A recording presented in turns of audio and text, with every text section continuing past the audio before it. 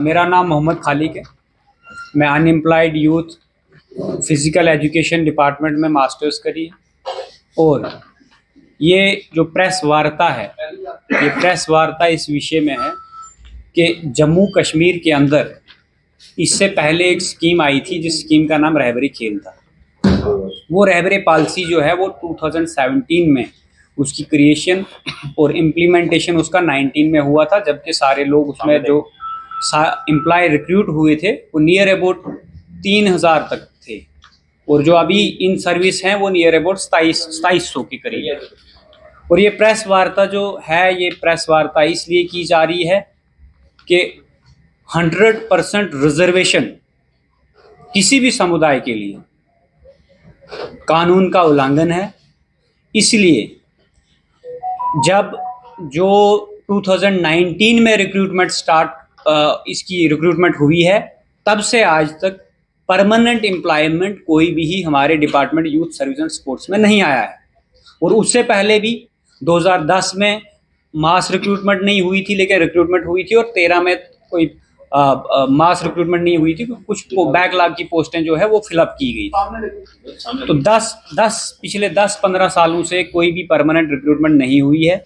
उसके बावजूद during question hours जब माननीय मंत्री कैबिनेट मंत्री श्री शर्मा जी को क्वेश्चन आवर में एक क्वेश्चन पूछा गया कि आप रहबरे खेल की रेगुलाइजेशन कैसे कर रहे हैं, उन्होंने कहा पॉलिसी के अंदर एक प्रोविजन है, उस प्रोविजन के तहत वो सारी पोस्टें जितनी भी यूथ सर्विस एंड स्पोर्ट्स में क्रिएट होंगी फिजिकल एजुकेशन टीचर की, या जो वैकेंट हैं वो रिजर्व रहेंगी सिर्फ रहबरे खेल के लिए, और नई रिक्रूटमेंट आने वाले 10 साल में कोई नहीं होगी। क्यों नहीं होगी?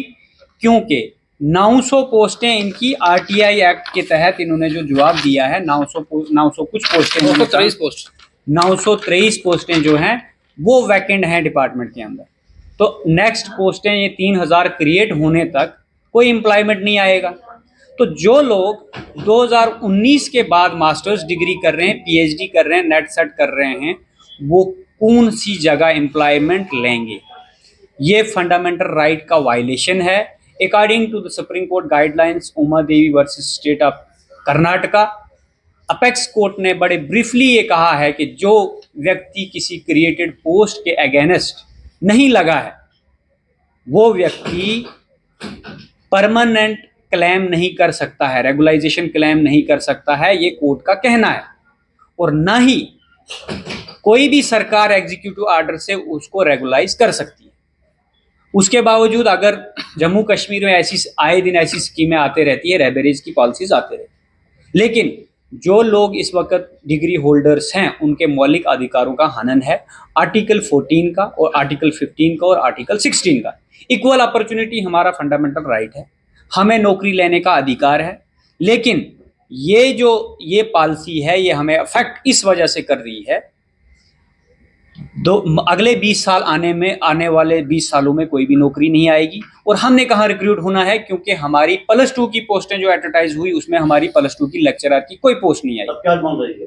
हाँ जी, हमारी डिमांड जो है जनाब, हमारी डिमांड है सबसे पहले जो एक 2022 में एक कॉन्स्टिट्यूशनल कमेटी कॉन्स्टिट्यूट की गई गवर्नर के द्वारा, उस कमेटी ने सारी इस पॉलिसी को स्क्रूटनाइज करके ये कहा कि जो लोग इसमें चार रिकमेंडेशन दी उन्होंने, वो मिनट्स ऑफ द मीटिंग 19/5/2022 को ऑफिस मेमो जनरल एडमिनिस्ट्रेशन का है।